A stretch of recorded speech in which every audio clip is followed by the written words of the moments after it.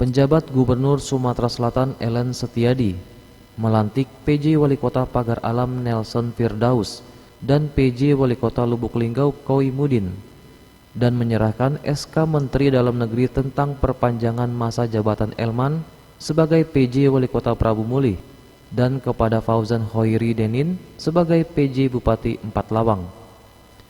PJ Gubernur Ellen Setiadi usai melantik mengatakan, dalam waktu dekat akan digelar Pilkada serentak tahun 2024. Ellen berharap para pejabat daerah dapat menjalankan tugasnya dengan baik dan mengingatkan agar semua pejabat tetap lurus sesuai tugas dan fungsinya, serta menjaga netralitas agar Pilkada dapat berlangsung damai dan lancar demi memajukan Sumsel dan kesejahteraan bersama. Ellen juga menekankan bahwa tidak hanya Pilkada yang menjadi tanggung jawab bersama, tetapi tugas sesungguhnya bagi pejabat di daerah masing-masing adalah meningkatkan perekonomian masyarakat.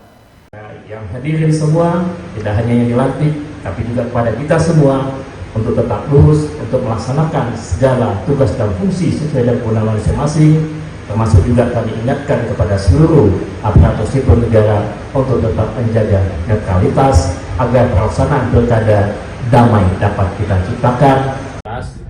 Yang ketiga, berkaitan dengan hal ini agar pelaksanaan pilkada berjalan baik dan lancar, melakukan koordinasi yang sebaik-baiknya dengan instansi dan kementerian lembaga yang terkait, terutama di basis masing-masing ada Forkompindanya masing-masing.